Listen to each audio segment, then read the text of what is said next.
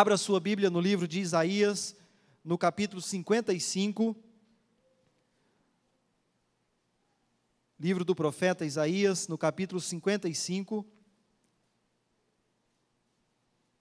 Nós vamos ler a partir do primeiro versículo e leremos todo este capítulo para entendermos aquilo que o Senhor tem para nos ensinar. Amém? Assim diz a palavra do Senhor: A todos vós os que tendes sede, vinde às águas, e vós os que não tendes dinheiro, vinde, comprai e comei. Sim, vinde e comprai, sem dinheiro e sem preço, vinho e leite. Porque gastais o dinheiro naquilo que não é pão, e o fruto do vosso trabalho ou o vosso suor naquilo que não satisfaz. Ouvi-me atentamente, comei o que é bom, e vos deleitareis com finos manjares. Inclinai os ouvidos e vinde a mim, ouvi e a vossa alma viverá. Porque convosco farei uma aliança perpétua, que consiste nas fiéis misericórdias prometidas a Davi. Eis que eu o dei por testemunho aos povos, como príncipe e governador dos povos. Eis que chamarás a uma nação que não conheces, e uma nação que nunca te conheceu correrá para junto de ti, por amor do Senhor, o teu Deus, e do Santo de Israel, porque este te glorificou. Buscai o Senhor enquanto se pode achar, invocai-o enquanto está perto. Deixe o perverso o seu caminho, o iníquo os seus pensamentos. Converta-se ao Senhor, que se compadecerá dele, e volte-se para o nosso Deus, porque é rico em perdoar. Porque os meus pensamentos não são os vossos pensamentos, nem os vossos caminhos os meus caminhos, diz o Senhor. Porque assim como os céus são mais altos do que a terra, assim são os meus caminhos mais altos do que os vossos caminhos, e os meus pensamentos mais altos do que os vossos pensamentos. Porque assim como descem a chuva e a neve dos céus, e para lá não tornam sem que primeiro reguem a terra, e a fecundem e a façam brotar, para dar semente ao semeador e pão ao que come, assim será a palavra que sair da minha boca. Não voltará para mim vazia, mas fará o que me apraz, e prosperará naquilo para que a designei. Saireis com alegria e em paz sereis guiados. Os montes e os outeiros romperão em cânticos diante de vós, e todas as árvores do campo baterão palmas. Em lugar do espinheiro crescerá o cipreste, e em lugar da sarça crescerá a murta. E será isto glória para o Senhor e memorial eterno, que jamais será extinto. Amém? Podem assentar-se.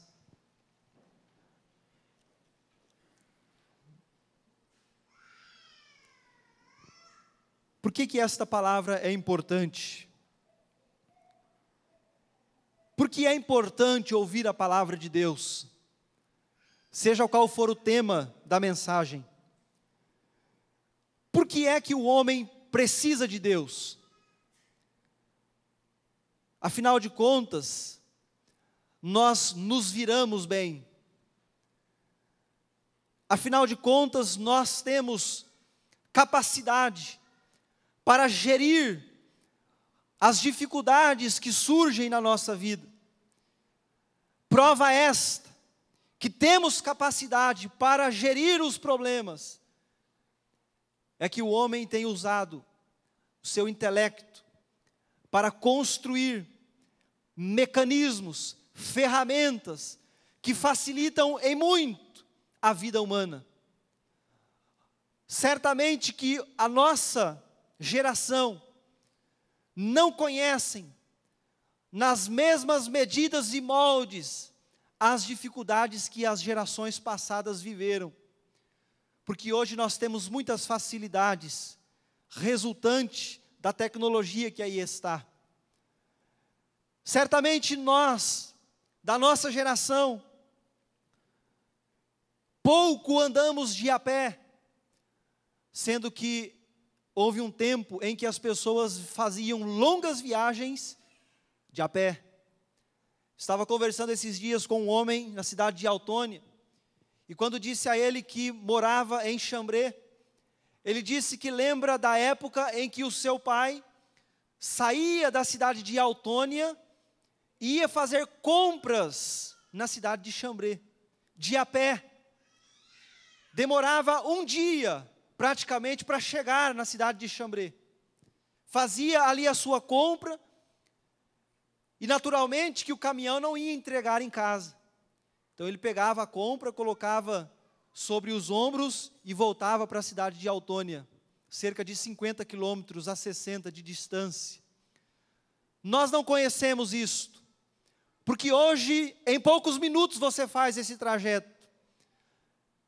Então a tecnologia facilita a nossa vida. E nós poderíamos aqui enumerar muitas coisas que hoje facilitam a vida das pessoas. Esses dias eu estava assistindo uma reportagem sobre uma feira, ou uma reunião de arquitetos, e eu me surpreendi com algumas tecnologias que estavam sendo apresentadas, como por exemplo, e talvez isso já nem é tão moderno assim, a luz responde ao comando de voz. Você não precisa mais ir ao interruptor para que a luz acenda dentro da sua casa. Simplesmente você diz sala e a luz da sala se acende. A cortina fecha e abre com o comando de voz. A iluminação da casa se adequa ao momento em que você está. Se você quer jantar em meia luz, simplesmente você reduz a intensidade da luz e já não há mais a necessidade de luz de velas. E muitas outras coisas têm facilitado a nossa vida. Isto poderia, então, satisfazer em todas as áreas as necessidades e as dificuldades da humanidade. De maneira que nós poderíamos dizer que nós estamos vivendo a época do contentamento. De maneira que nós poderíamos dizer e assegurar de que nós estamos vivendo um tempo de paz. Porque se você está enfermo, existem à disposição de quem pode pagar tecnologias que vasculham o seu corpo, o seu organismo, e quase todas as respostas aparecem nesses aparelhos. Então nós poderíamos dizer que nós estamos vivendo um tempo tranquilo, mas a verdade não é esta. Nós vivemos um tempo onde as pessoas vivem angustiadas, onde as pessoas vivem desesperançadas, onde as pessoas vivem apavoradas. Nós vivemos o tempo em que já não existe mais a família. Existe o nome, mas não existe mais a família. E por que é que estas coisas acontecem? Porque hoje, para você dar conta de tanta tecnologia, você precisa concorrer com máquinas. Você precisa concorrer não apenas com pessoas, mas você precisa dominar as máquinas para que você consiga entrar no mercado de trabalho. Porque simplesmente as indústrias estão se modernizando, de maneira que não é para qualquer pessoa as ofertas de trabalho que surgem. Você precisa estar muito bem qualificado. Para que você se qualifique, você precisa estudar, e você precisa estudar muito. Afinal de contas, por volta de 30 anos de idade já é o tempo suficiente para você estar muito bem formado. Aí você vai começar a ter uma vida tranquila, um pouco mais tranquila. E nesta ânsia por conseguir se apresentar bem no mercado de trabalho, as pessoas estudam, estudam, estudam e estudam muito. Mas após a formação, aí vem o trabalho. E aí a pessoa passa a viver em função do trabalho. E a família vai ficando esquecida, e a vida espiritual vai ficando esquecida. E aí nós entramos em uma situação urgente, em um mal que tem simplesmente tirado a razão das pessoas de viverem sobre a face da terra, que é a inversão dos valores. A sociedade passa então, neste momento, a valorizar o que não tem valor e desprezar aquilo que realmente tem valor. Quando você fala de estar na casa de Deus, alguém pode zombar dessa sua decisão. Quando você fala que você tira tempo da sua vida para orar, alguém pode zombar desta sua decisão. Quando você diz que investe tempo na leitura da palavra de Deus, alguém pode zombar desta sua decisão.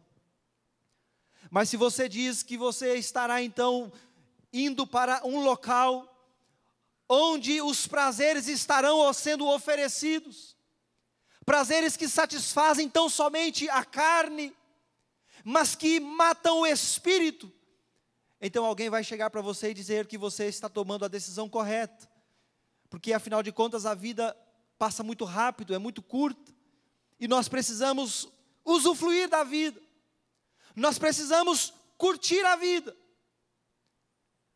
E as pessoas neste viés da vida, vai mudando, aquilo que é importante, vai mudando de lugar, na escala de valores da sua existência, aquilo que não tem nenhum valor, passa a ocupar os primeiros lugares da sua agenda, enquanto que aquilo que realmente faz algum sentido na vida, e em se tratando de Deus faz todo sentido, vai ficando esquecido, vai ficando para baixo, e vai sumindo, a ponto da pessoa simplesmente não mais entender o que é que Deus representa na vida de uma pessoa. Mas a ausência de Deus na vida de alguém, seja ele estudioso ou não, seja ele alguém preparado para o mercado de trabalho ou não, a ausência de Deus provoca os mesmos prejuízos que sempre provocaram e sempre provocarão: angústia, miséria de espírito, as pessoas que não mais conseguem razões para poder viver. E aí nós nos deparamos com dados alarmantes, tristes, que é a questão do suicídio. A quarta maior causa-morte no mundo é o suicídio.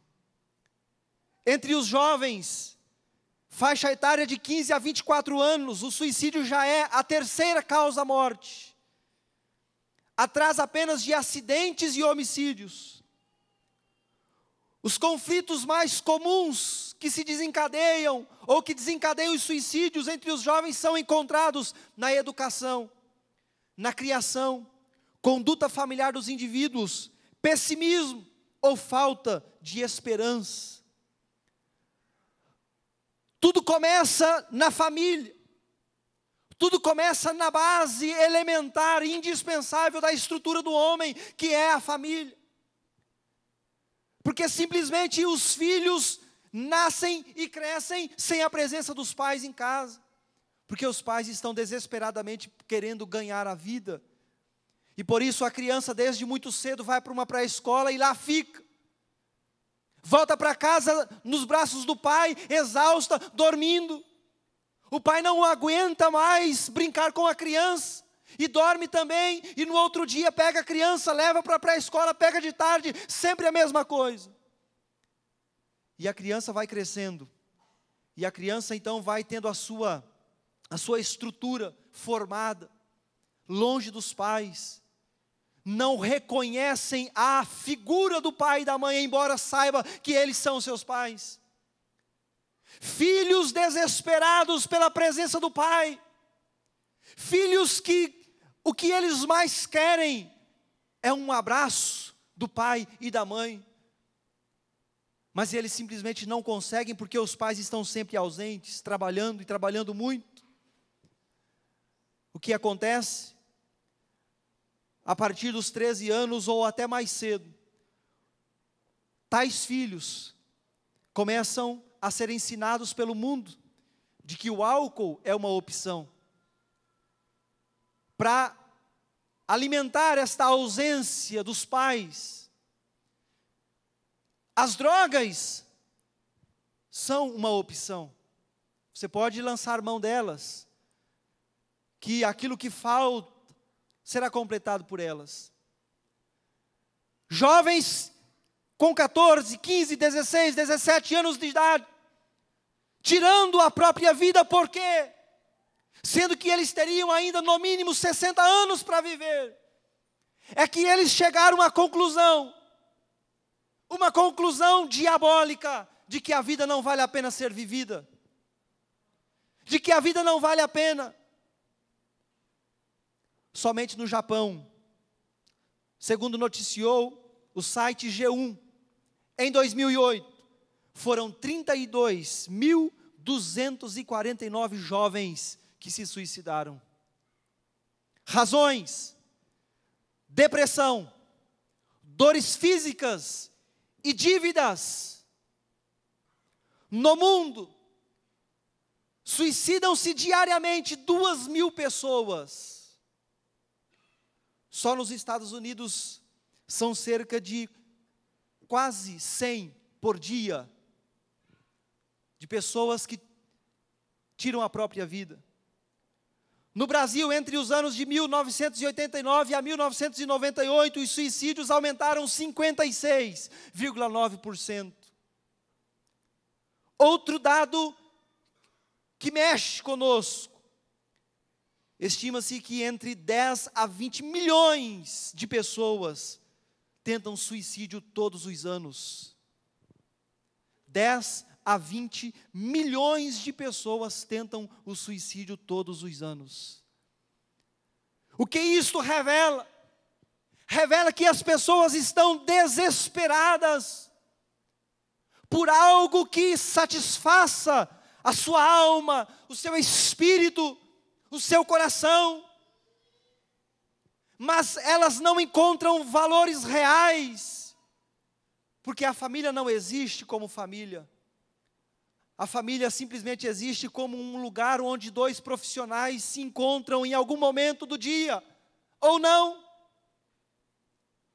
Porque eu já conheci um casal, pastoreei estes irmãos, que eles só se encontravam no domingo.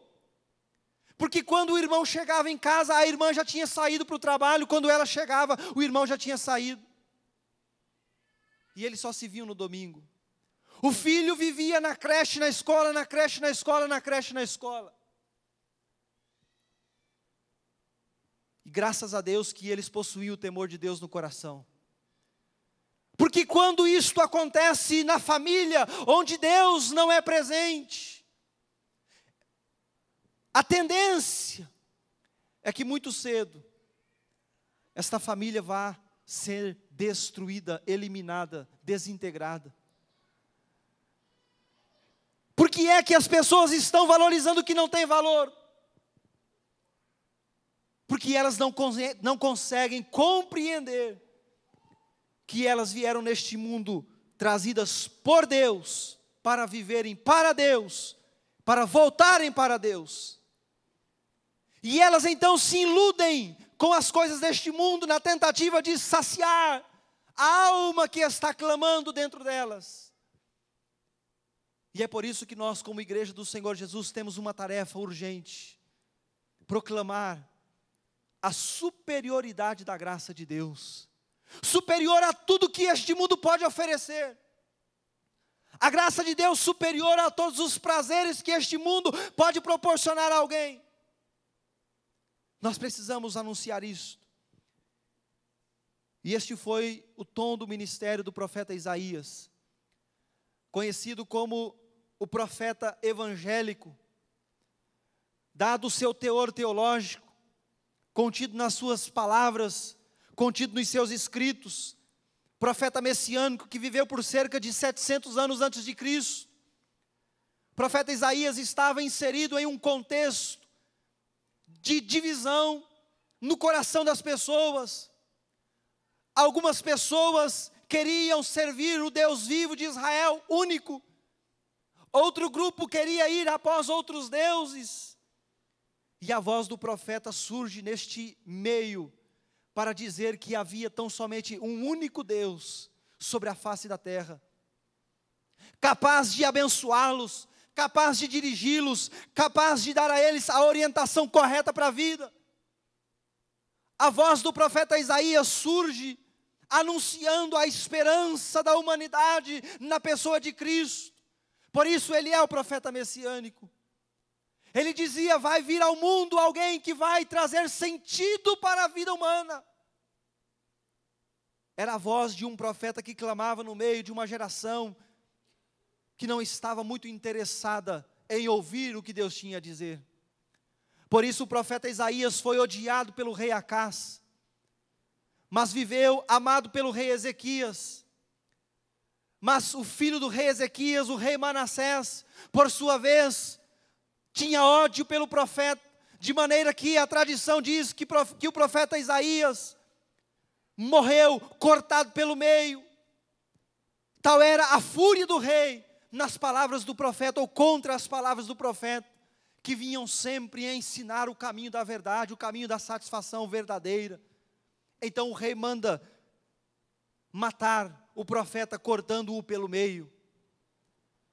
Mas a voz de Isaías, enquanto se fez ouvir, foi uma palavra que realmente faz toda a diferença, fez e continua fazendo, para aqueles que realmente querem satisfação verdadeira. É por isso que nós precisamos nos atentar para esta verdade, acerca da superioridade da graça de Deus. Mas por que é que a graça de Deus é superior? Porque somente a graça de Deus é capaz de restaurar o que foi perdido.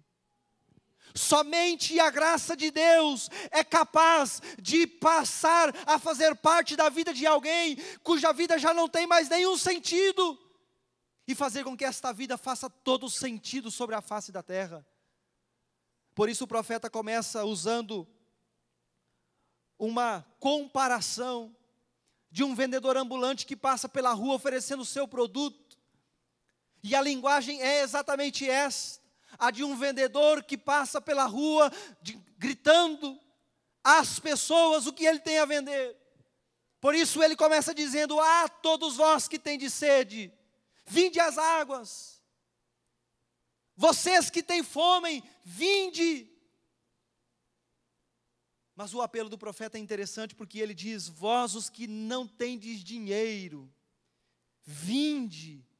Vós os que não possuem mais condições de adquirir valores, vocês que já não têm mais nenhum bem em suas vidas, é para vocês. Vinde, os que não têm dinheiro, sim, vinde e comprai sem dinheiro. A graça de Deus atuando para restaurar aquilo que foi perdido. E por que é que foi perdido? Resposta no versículo 2. Porque eles estavam comprando pão que não era pão para tentarem se satisfazer. Alguns comentaristas dizem que era alguma coisa que se parecia com pão, mas que na verdade não trazia satisfação. E o profeta diz: vocês estão gastando tudo que vocês possuem para adquirir coisas que não podem satisfazer a alma de vocês. Mas eu estou aqui anunciando para vocês que estão falidos, que o que eu tenho para lhes oferecer é gratuito. Vocês que estão falidos, vinde. Vocês que não têm dinheiro, vinde, comprai sem dinheiro. Vinho e leite, comprai sem dinheiro. Irmãos, a falência é algo terrível. Quem já experimentou a falência na vida sabe o quanto é terrível falir.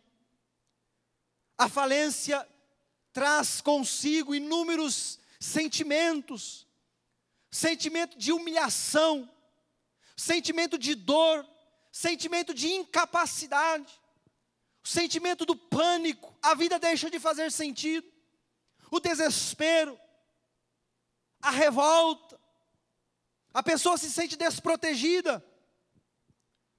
Mas a pior falência que existe não é financeira.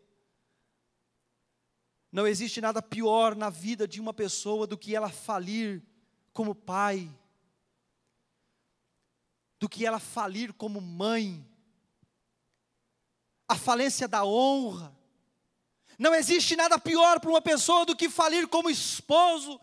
E quantas vezes nós escutamos esposos e esposas dizendo, nos momentos de aconselhamento: pastor, eu estou falido como esposa, como esposo, como pai, como mãe, a minha casa está falida, o meu lar está falido. É por isso que muitas pessoas deixam de ver graça na vida. É por isso que muitas pessoas simplesmente acham que a morte é o melhor remédio, porque ela já comprou tudo aquilo que podia, tentando encontrar resposta. Ela já foi atrás de todas as recomendações que lhes deram, e hoje em dia o que não falta é recomendação de coisas que podem milagrosamente resolver tais conflitos. E as pessoas saem por aí comprando, como se fosse um passe de mágica. Mas as pessoas vão e vêm, piores do que foram. Já foram maus, voltam piores. Por quê? Porque a resposta para o dilema da alma, a resposta para a família, está na pessoa de Cristo Jesus. Pessoa cujo ministério apresenta uma graça superior.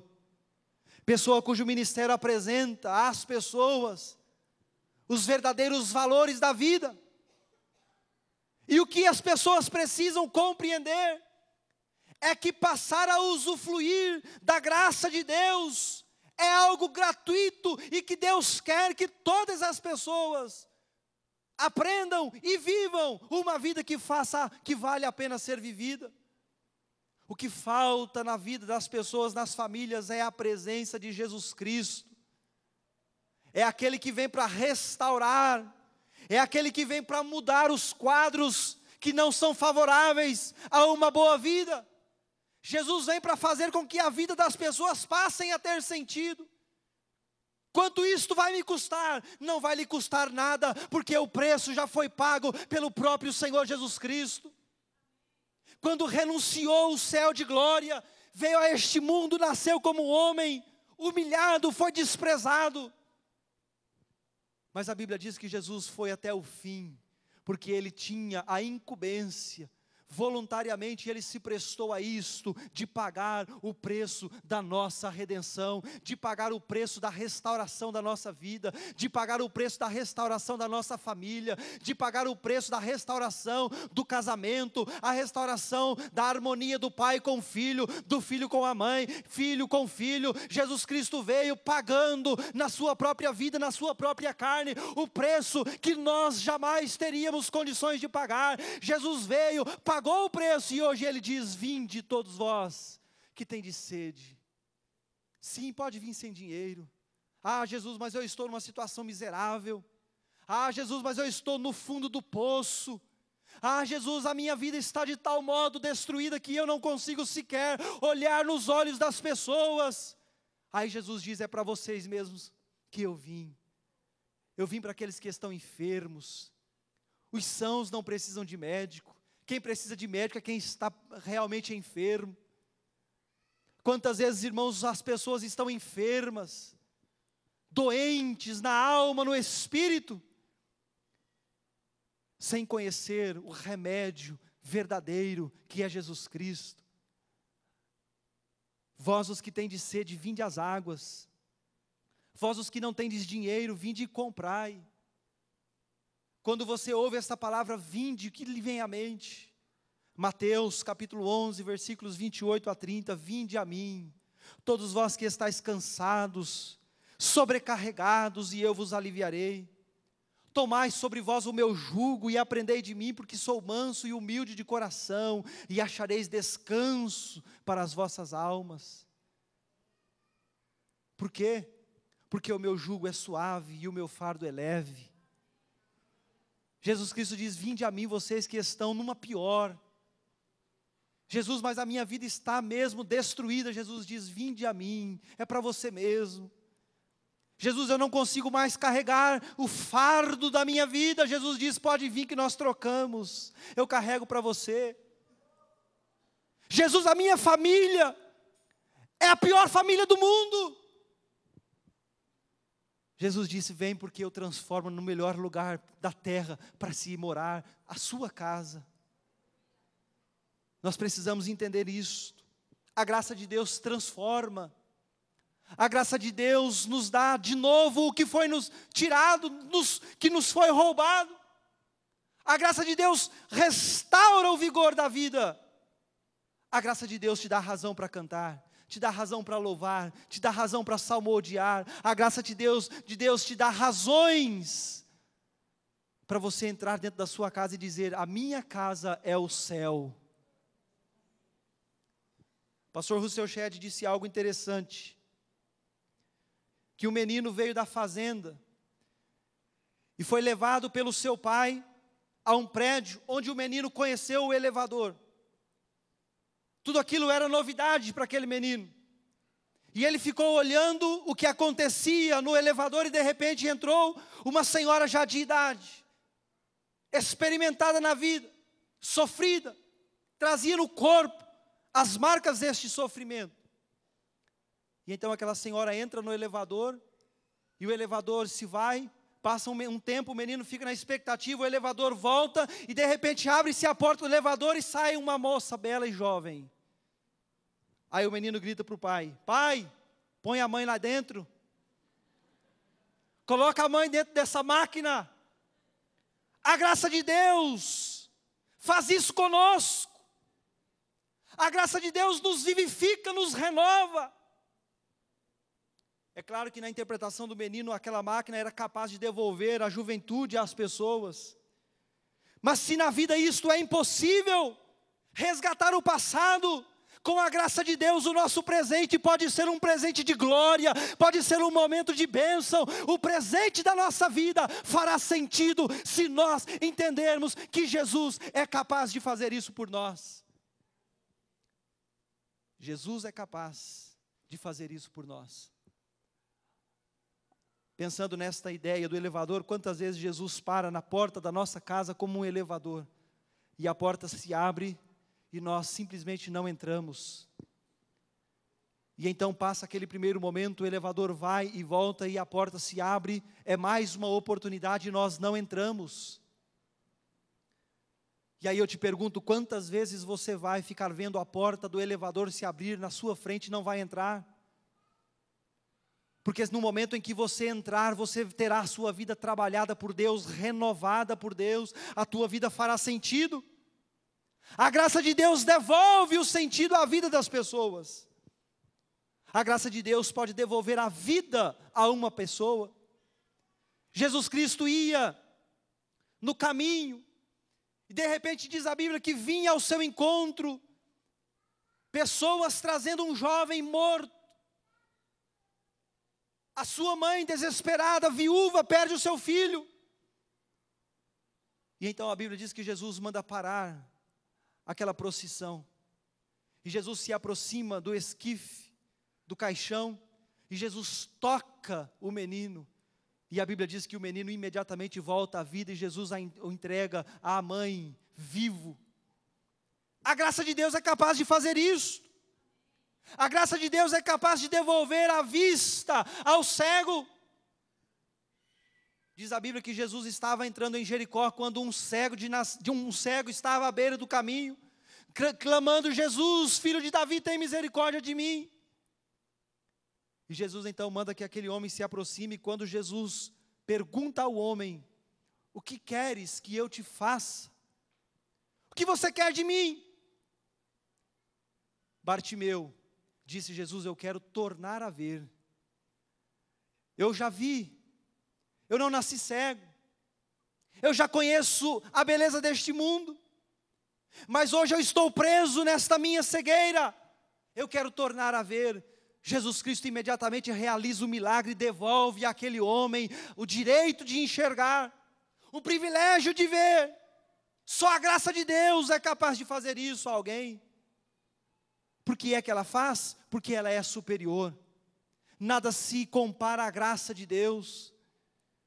A graça de Deus é capaz de levar um homem coxo a ter o privilégio de andar. Jesus fez muitos milagres desta maneira e concedeu aos discípulos o direito de executar. Pedro e João chegando na igreja para orar, 3 horas da tarde, ali estava um homem coxo, pedindo esmolas. Quando ele se dirige aos discípulos, os discípulos olham para ele e dizem assim: olha, dinheiro nós não temos, prata e ouro nos falta, mas uma coisa nós temos graça superior. O que temos nós te damos, em nome de Jesus Cristo de Nazaré, levanta e anda. E diz a Bíblia que aquele homem entrou ao templo, cantando e pulando na presença de Deus, exaltando o nome do Senhor. Por quê? Porque a graça superior estava agora ali manifesta na vida dele. Só a graça de Deus é capaz de fazer isso. Só a graça de Deus é capaz de dar ao homem que por toda a sua vida se prestou ao crime, ladrão, fazendo mal às pessoas, lesando pessoas, talvez até matando. Diz a Bíblia que Jesus estava crucificado ao lado de um ladrão, que olhando para Jesus o reconhece como Filho de Deus. E ele então, aquele homem, olha para o seu companheiro também ladrão e diz assim: olha, nós com razão estamos pregados nessa cruz, nós fizemos por merecer, este lugar é exatamente o lugar que nós devemos estar, mas este homem que aí está nada fez para estar aí. Então ele olha para Jesus e diz: Jesus, pelo menos se lembre de mim quando vieres no teu reino. Jesus diz: não, eu tenho uma graça superior para a sua vida, hoje mesmo você estará comigo no paraíso. Só a graça de Deus é capaz de devolver às pessoas aquilo que lhes foi roubado, aquilo que foi perdido. Nós precisamos descansar no Senhor. No meio da adversidade, no meio dos problemas, precisamos descansar o nosso coração em Deus, pois Ele não vai nos desamparar. O salmista, no Salmo 42, ele faz uma pergunta para o seu íntimo. Ele diz: por que estás abatida, ó minha alma? Por que te perturbas dentro de mim? Espera em Deus, pois ainda eu o louvarei, a Ele o meu auxílio e Deus meu. Alma, por que você está abatida dentro de mim? Alma, por que você está me perturbando? Espera em Deus, pois ainda eu o louvarei, a Ele o meu auxílio e o meu Deus. É o Deus que nós servimos, cuja graça é capaz de nos dar de volta aquilo que nos foi roubado, aquilo que foi tirado de nós. Por que é que esta graça é superior? Porque a satisfação gerada pelo verdadeiro alimento, oferecido pela graça, é contínua e duradoura. A satisfação gerada pelo verdadeiro alimento, oferecido pela graça, é contínua e duradoura. Versículo 2 diz: por que gastais o seu dinheiro naquilo que não é pão? E o vosso suor naquilo que não satisfaz, não traz satisfação, não traz contentamento, não traz alegria, porque você está gastando tudo que você tem nestas coisas. Ouvi-me atentamente, comei o que é bom, e vos deleitareis com finos manjares. Porque você está gastando todos os seus esforços na tentativa de encontrar satisfação para a sua alma? Porque é que você está cada dia mais falido, espiritualmente, como pessoa, como ser humano?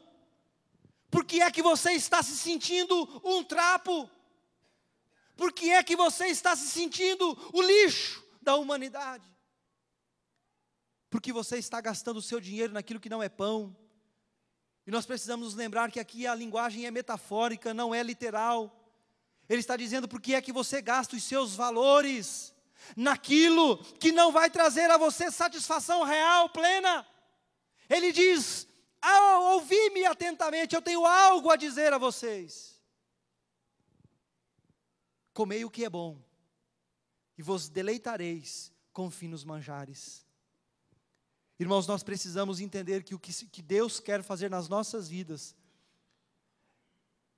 é permitir que nós troquemos as lavagens deste mundo por um banquete fino. É isto que Deus quer que entendamos. Que você pode correr de um lado para o outro neste mundo, você não encontrará paz em nenhum lugar, a não ser na pessoa bendita de Jesus Cristo. Jesus Cristo mesmo disse a respeito de si, falando que Ele era o verdadeiro alimento. Ele era aquilo que podia satisfazer os anseios das vidas, das almas. Assim, duas fontes de satisfação são apresentadas neste texto. A primeira é terrena, e portanto não pode atender às necessidades da alma, porque tem caráter inferior naquilo que não satisfaz, é o que o texto diz. A segunda é eterna, e a sua satisfação é real. Tem caráter superior. Duas vertentes, duas fontes. E ele diz, por que vocês estão indo atrás daquilo que não pode satisfazer? Por que é que vocês estão lançando mão daquilo que não vai trazer para vocês refrigério? Nós precisamos buscar aquilo que nos é favorável, agradável, não apenas aqui, mas por toda a eternidade. Do que adianta nós nos alimentarmos deste mundo e estarmos vazios espiritualmente, e estarmos desprovidos de um nome eterno? Não vale a pena. A troca é por muito pouco. Não vale a pena você trocar a graça de Deus que te levará à eternidade por algo que não pode te satisfazer perpetuamente, por algo que não vai saciar a sua alma para toda a sua vida e eternidade.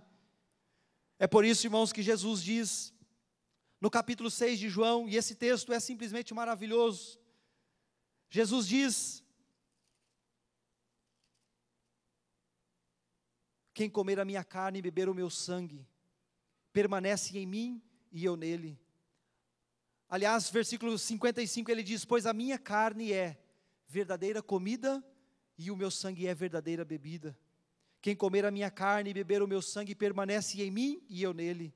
E assim como o Pai que vive me enviou, e igualmente eu vivo pelo Pai, também quem de mim se alimenta, por mim viverá. Jesus diz, eu sou a fonte que vai saciar a alma de vocês. Todos vós que têm sede, vinde às águas.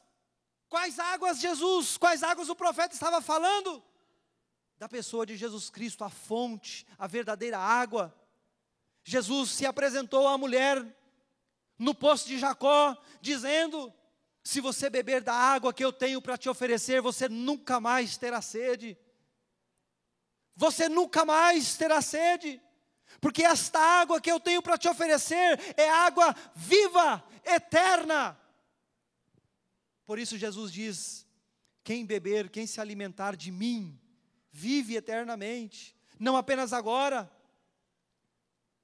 Quando Jesus estava sendo perseguido pelos homens, ou procurado pela multidão após realizar o milagre da multiplicação de pães, Jesus repreende a multidão dizendo, vocês vieram a mim não porque eu preguei a palavra e vocês entenderam, vocês vieram a mim porque eu multipliquei pães, e vocês se saciaram, e agora vocês vêm a mim porque voltam a ter fome. Jesus disse, por isso passam vocês a trabalhar, não pela comida que perece, mas por aquela que subsiste para toda a eternidade. Jesus disse, não passem a vida de vocês correndo atrás daquilo que é falido, aquilo que está perdido, O que nós aprendemos aqui? Somente Deus satisfaz a alma humana. Somente os caminhos eternos do Senhor resultam em bem. Somente os caminhos de Deus trazem satisfação para a alma.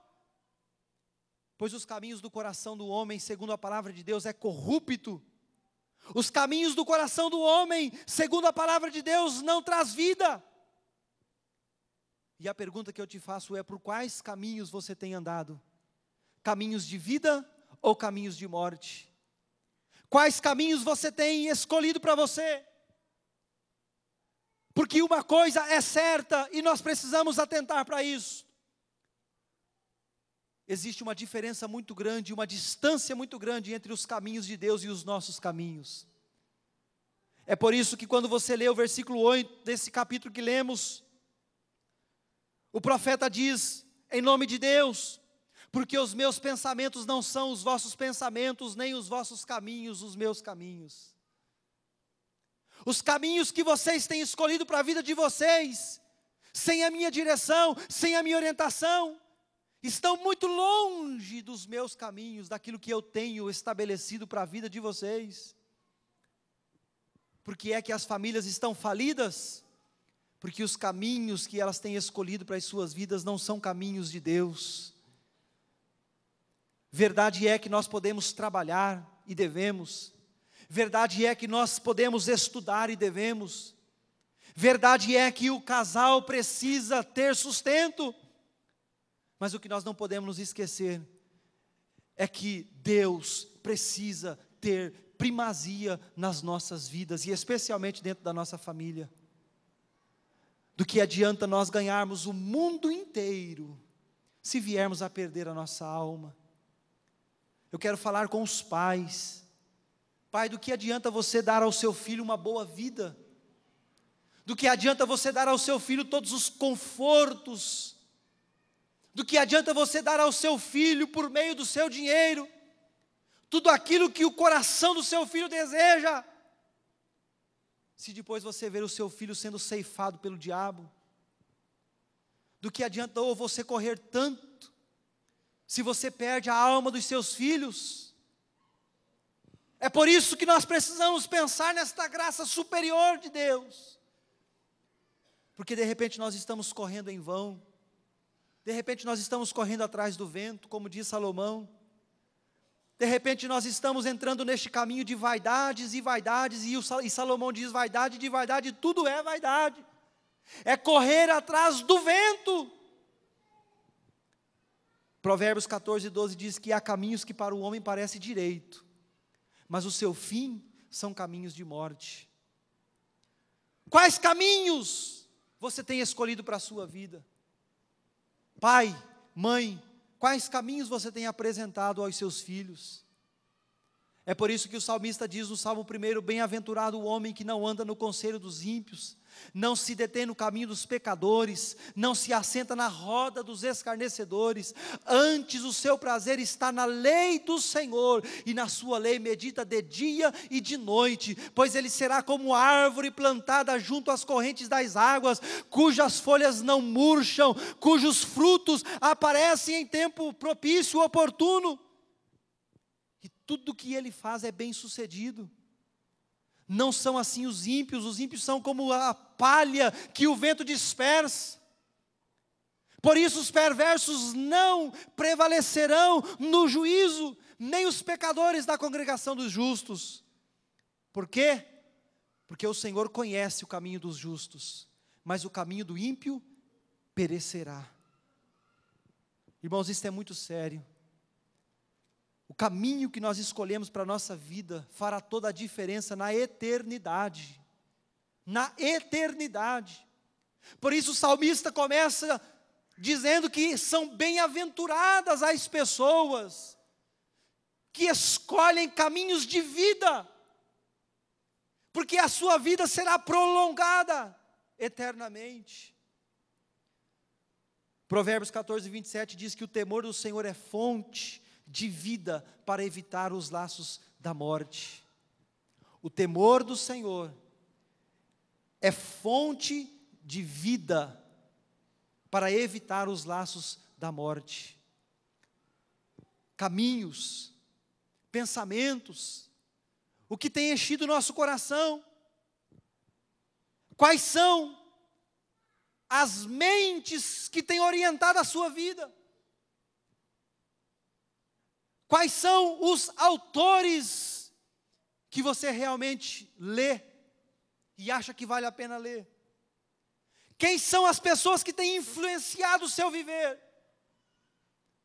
Precisamos tomar muito cuidado com as referências da nossa vida, porque o diabo não tem brincado de destruir famílias, ele tem destruído famílias. E o trabalho de Satanás começa cedo, muito cedo. Muito cedo. Naquelas situações em que você julga de pouca importância. Naquelas situações que você acha que não tem muito perigo. O diabo tem trabalhado em cada uma dessas circunstâncias para destruir a sua família. Ele tem apresentado caminhos aos seus filhos. E muitas vezes você tem andado por caminhos que ele orientou. E esses caminhos são caminhos de morte. Diz aqui aos irmãos algo que consternou o meu coração e quero dizer de novo. Eu estava assistindo esses dias um desenho do Pica-Pau com o meu filho. E o Pica-Pau estava viajando de carro por uma estrada e de repente existia uma placa à beira da estrada dizendo que ele ficaria sem gasolina no curso da viagem. E então aquela placa dizia: esta viagem é de fato necessário? E o Pica-Pau então olha para a câmera, bem na direção das crianças e diz assim: eu sou um diabo necessário. Eu sou um diabo necessário. Ora, o que tinha a ver o diabo naquela história? Nada, absolutamente nada a ver, até que você assistisse todo o desenho para você entender. Aí o Pica-Pau vai fazer a viagem, fica sem gasolina. E então ele passa a roubar gasolina. E por conta de roubar gasolina, ele vai roubar gasolina de uma viatura policial. E então ele começa a brigar com este policial, a desacatar a lei. No final da história, eles se chocam com um tanque de combustível de uma refinaria. E por conta do acidente, da explosão, os dois morrem. Sabe qual é o final da história? Os dois vão para os céus. Os dois vão para o céu. Sabe qual é a mensagem? A criança que tem sido agora, neste curso da sua vida, formado as suas decisões para o futuro, formado as direções da sua vida. O desenho que já cativou o coração da criança, que já ganhou a confiança da criança, diz que o diabo é necessário. Diz que o diabo é necessário. Aí o pai vai corrigir o filho e diz: filho, não faça isso porque isso é do diabo. Sabe o que a criança entende? Que não tem problema nenhum. Afinal de contas, o Pica-Pau que ele tanto ama diz que o diabo é algo necessário.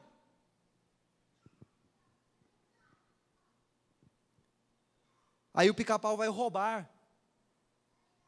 Roubar é lícito? Você ensina para o teu filho para ele roubar?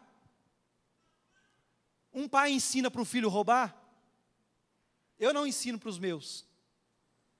Mas o Pica-Pau ensina para os meus filhos, para os seus filhos, para os seus netos, que se acabar a gasolina, você tem que roubar a gasolina. E depois, ele ensina que se você viver com o diabo que é necessário, roubando neste mundo, quando você morrer, você vai para o céu. Você vai para o céu. A criança está em fase de formação de personalidade. A estrutura da criança está sendo formada. E aí a criança entende que o diabo é algo necessário, que roubar não é pecado, e que mesmo em virtude disso tudo, se ele morrer, ele vai para os céus. O diabo não tem brincado de destruir famílias, ele tem orientado filhos, crianças, ele tem apresentado caminhos pelos quais os jovens passam a trilhar por toda a vida. Nós estamos vivendo um tempo complicado, complicadíssimo, e nós precisamos nos atentar. Precisamos olhar mais para a palavra de Deus e buscar de Deus orientação para a nossa casa, buscar de Deus orientação para a nossa família. Precisamos nos atentarmos mais para as coisas santas e eternas do Senhor. Por isso, irmãos, Jeremias 29, de 11 a 14, Deus diz: eu é que sei que pensamentos tenho de vós, ou tenho a vosso respeito, diz o Senhor, pensamentos de paz e não de mal, para dar a cada um o fim que desejais. Então me invocareis, passareis a orar a mim e eu vos ouvirei. Serei achado de vós, diz o Senhor. Deus diz assim: olha, eu é que sei que pensamentos tenho a vosso respeito, eu é que sei. Não são os cursos deste mundo que sabem o que é bom para você. Deus diz: eu é que sei que pensamentos tenho a vosso respeito. Eu tenho pensamentos de paz e não de mal, para dar a cada um o fim que desejais. Como é que nós alcançamos esta graça? Versículo 12 diz: então me invocareis, passareis a orar a mim, e eu vos ouvireis. Buscar-me-eis e me achareis, quando me buscardes de todo o vosso coração. Primeiro, você precisa atender a voz que tem anunciado salvação.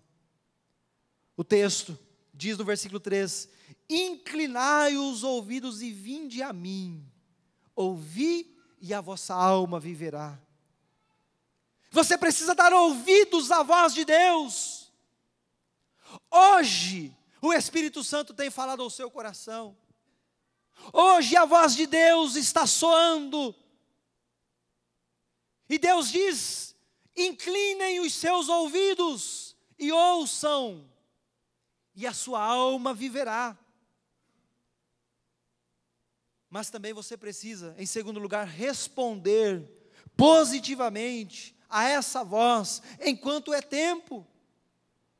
Enquanto é tempo, porque no versículo 6, Deus diz: buscai o Senhor, enquanto se pode achar.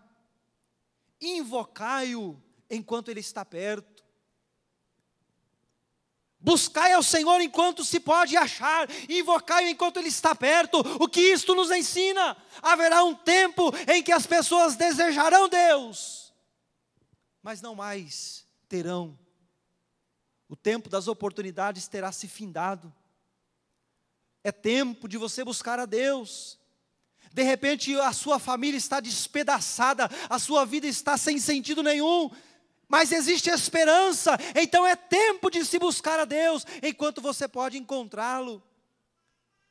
Porque chegará um momento que você vai desejar, assim como o rico desejou no Hades, que o seu conhecido Lázaro ao menos refrescasse a sua língua.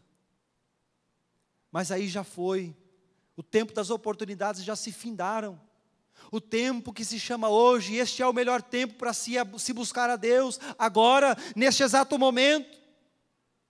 Enquanto você respira, enquanto a vida está em você, este é o tempo oportuno do Senhor para você.